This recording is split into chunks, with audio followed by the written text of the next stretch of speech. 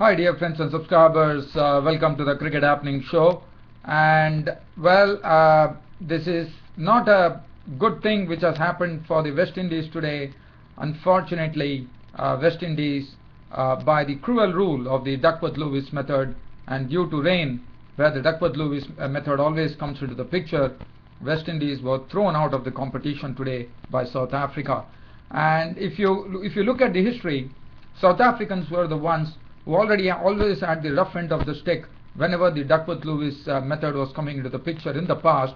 And today, for a change, it went the South African way, and South Africa actually won by the Duckworth-Lewis method, but it was something which was a very curious thing. I mean, a very strange thing. What happened was, even when it was decided by the Duckworth-Lewis method, it was a tie.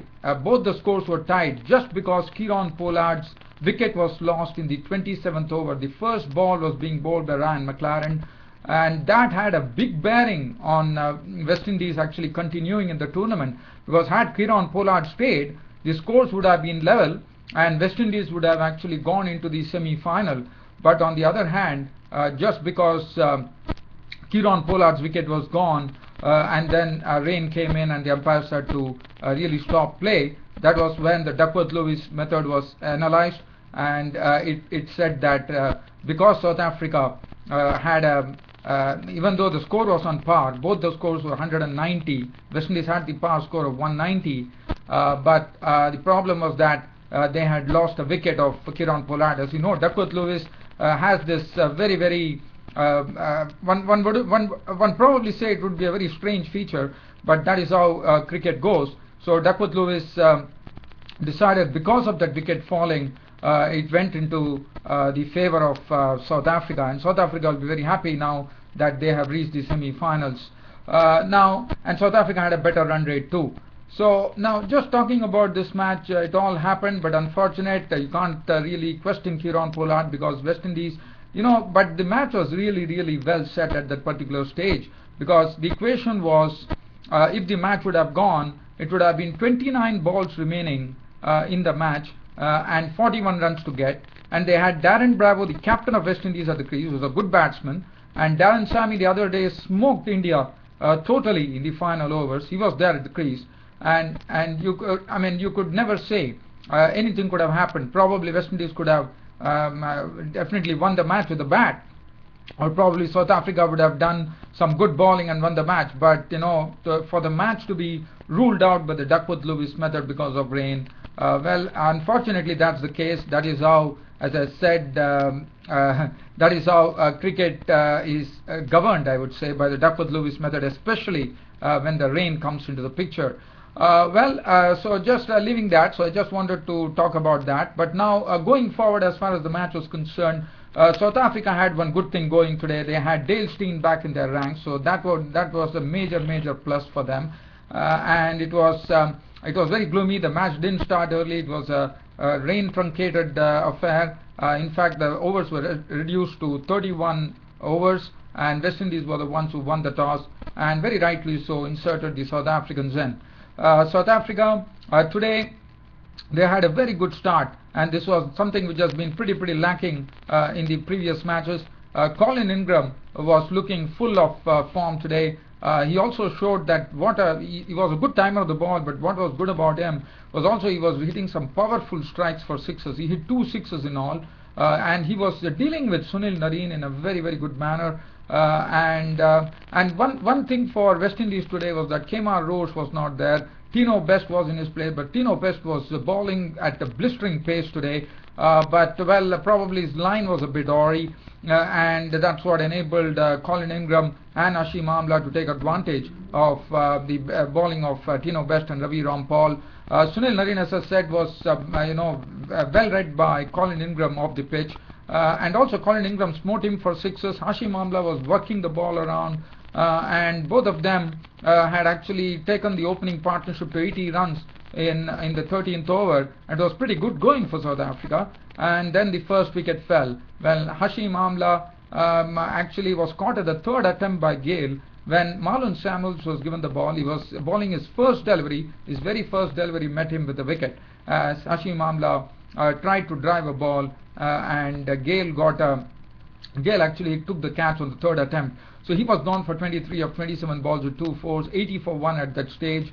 Ingram was joined in by A.B. de Villiers, and A.B. de Villiers meant he was looking good. I mean, he was really allowing Ingram to actually do most of the scoring. But then A.B. de Villiers also played a few good strokes. He also hit 1-6.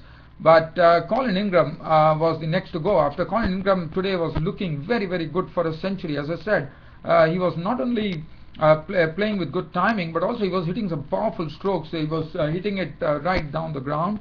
And Colin Ingram's contribution was 73 of 63 balls with 6 fours and 2 sixes. When in the 18th over, his wicket was gone as Kieron Pollard, who was really bowling the right line, picked up his wicket.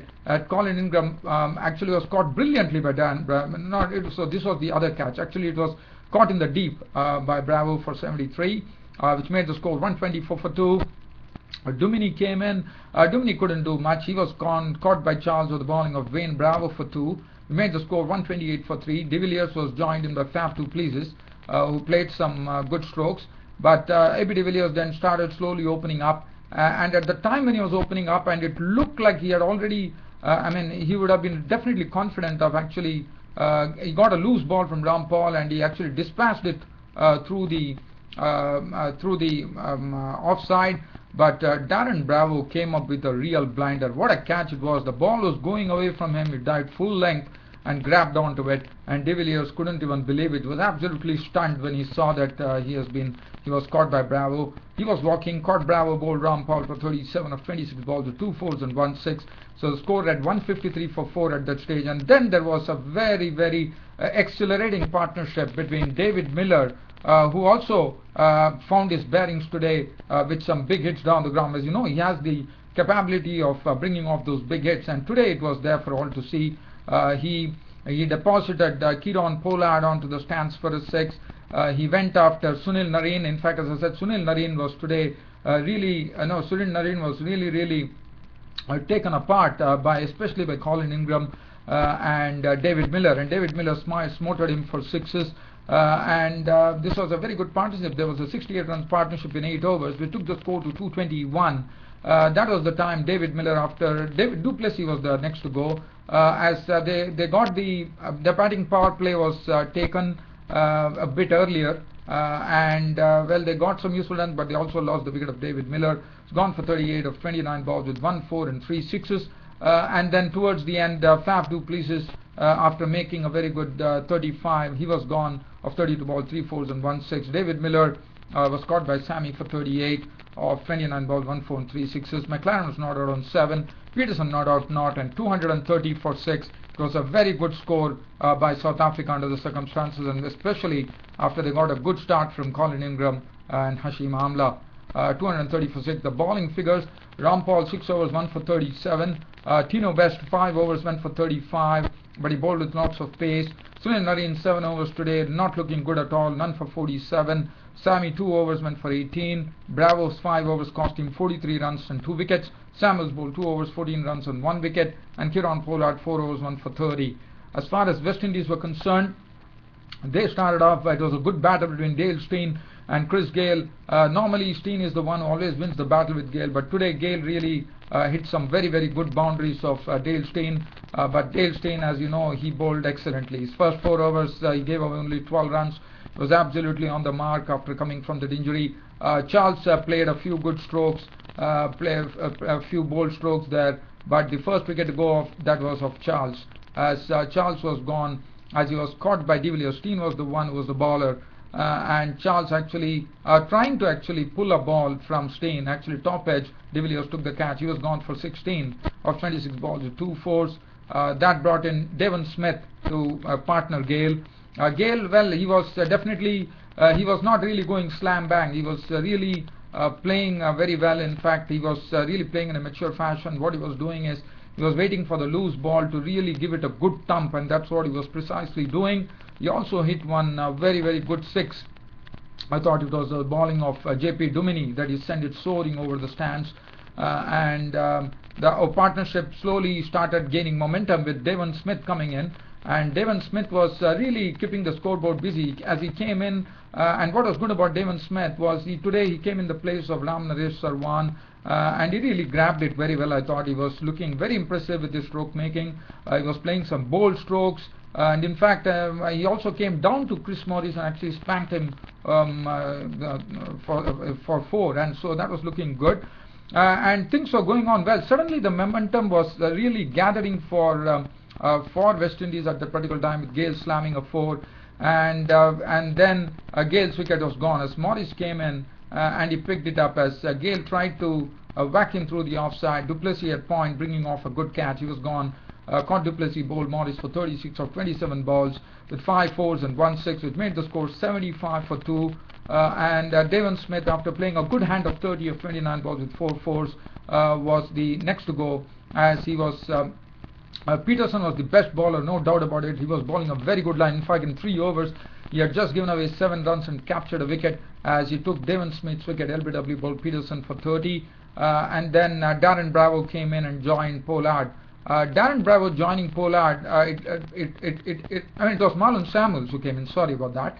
Marlon Samuels came in and joined Darren Bravo, and then in that phase, Darren Bravo was run out for 12 of 7 balls with 2 4s. He looked good, but unfortunately, going for the 3rd run, Darren Bravo was run out, so he was gone. And suddenly, the West Indies innings, which was looking to gain momentum, suddenly spluttered at 4 for 104 in the 18th over. And after that, in fact, what West Indies did is they're seeing that rain. There was a slight interruption for rain. And seeing that rain was there, they very wisely decided to actually go for the batting power play.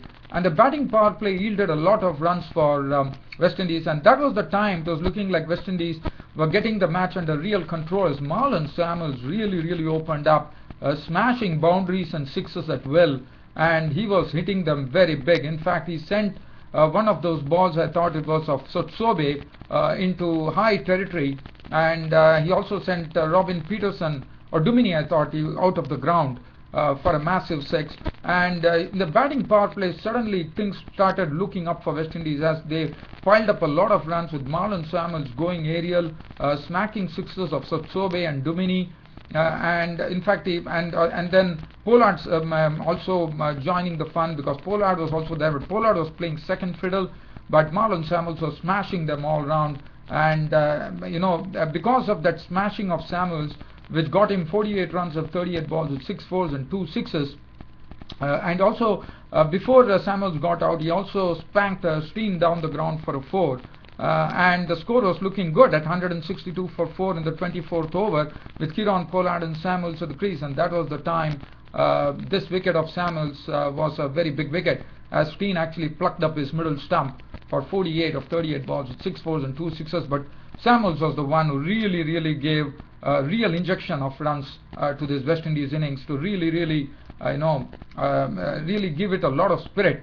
And then Kieron Pollard was there, and then once Marlon Samuels went away, Kieron Pollard took up the challenge, and he smashed probably 1 or 2 4s, and he took his score on to 28. He was joined in by Darren Bravo, the captain.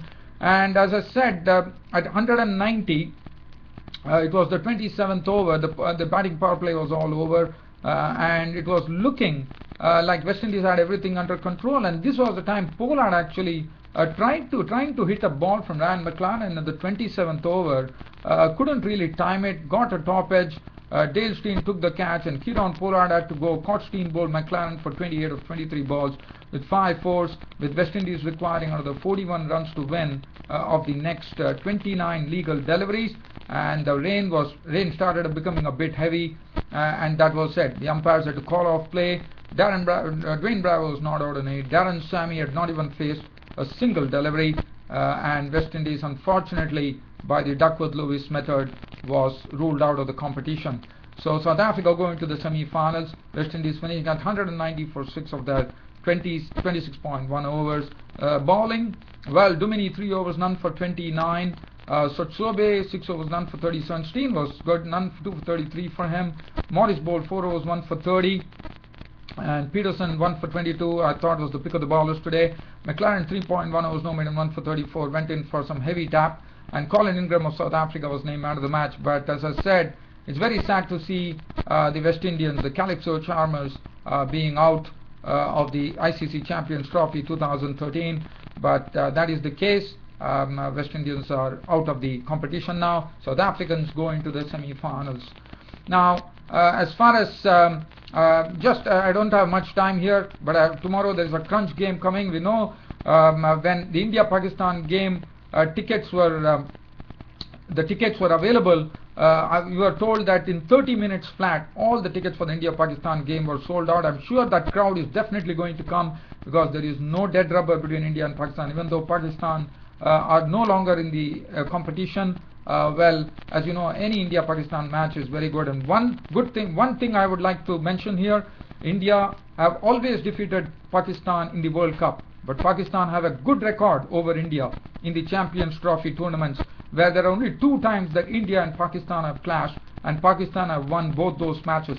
So it's an interesting fact, interesting figure, and as you know, India got a thrashing when Pakistan toured India. Pakistan thrashed India there.